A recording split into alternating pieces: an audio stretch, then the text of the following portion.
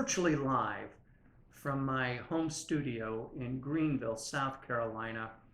Welcome to this episode of Anything But Bourbon. I'm Russ Heaps, and today we're dabbling in a little tequila. I recently got a couple of bottles, so I thought we would share them with you, and this is the second one here. And I coaxed my good buddy here, Big John Richards, who's really our beer expert, but he's got a terrific palate, and I always enjoy tasting whiskeys and scotches and other things with him. So thanks for being here, John. Right. And today we're looking at a tequila called G4. And the thing that popped into my head the first time I looked at this before I researched it, and the first thing that question John had for me was, why do they call it G4? And what it is they are now in their fourth generation in their family of producing this tequila. I guess they used to call it G3. Presumably. Yeah, I don't know. But anyway, Was the first one just G? yeah. G tequila. G nada. G0. So as with a lot of tequilas, it's 80 proof, and that sort of follows along the same thing. Most Irish whiskeys are 80 proof, and it is made in a little town in Jalisco, the state of Jalisco in Mexico. It's actually made in Jesus Maria, which is the same little town in which Clase Azul is made. And it retails somewhere between 99 and 125 bucks a bottle.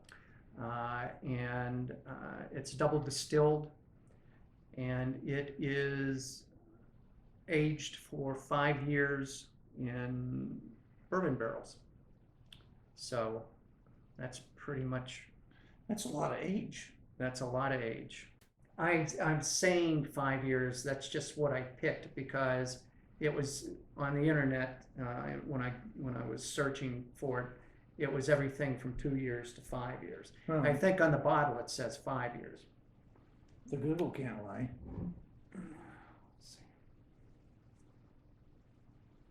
Or maybe they don't say anything. Maybe it's just... Russ will edit this part out. No, I won't. But well, yeah, I don't know.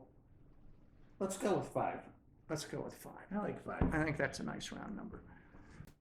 It's a good odd number. Yeah. But yeah, so that's the deal.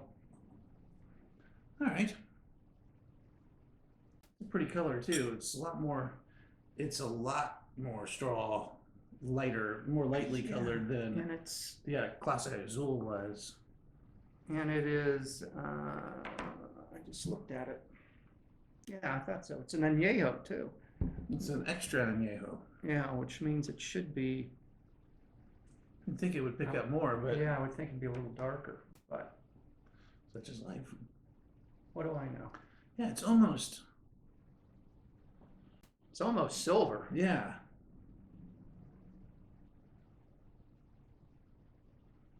Man. You smell what I identify as agave on this. Yeah, that's the main ingredient. You are good.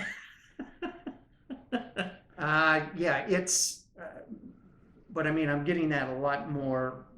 We already did the segment on, we did a segment on Clase Azul, and we talked in that one that it was a number of things you got on the nose of it. And my favorite tequila, which is Don Julio 1942, my favorite of things you can get in this country, is the vanilla is just overwhelms everything else in that one. So this is mostly agave. Smells like I popped open a bottle of agave syrup. Yeah.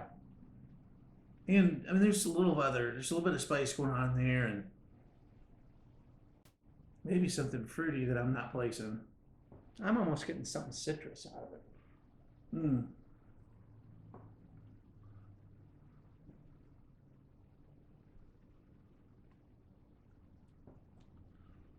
Yeah, there's something more citrus in the finish, and I can feel the alcohol.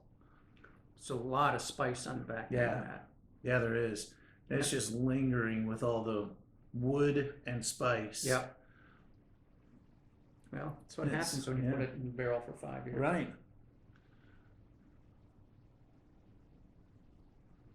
Man, the finish is forever on that too.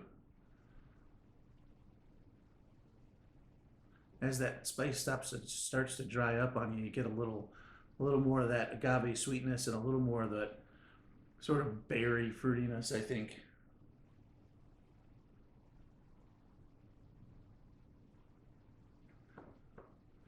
Like, And I'm getting kind of a leathery thing on the finish too. Yep, I agree. But boy, that just hangs on your tongue. Oh yeah, the finish is forever. It's really light up front. That second sip, I was really concentrating on trying to find some of those flavors up front. And it just hits you with that agave sweetness and that syrupy front end, very, very light syrupy front end. But it's sweetness up front, and then the spice just builds and builds and builds and builds.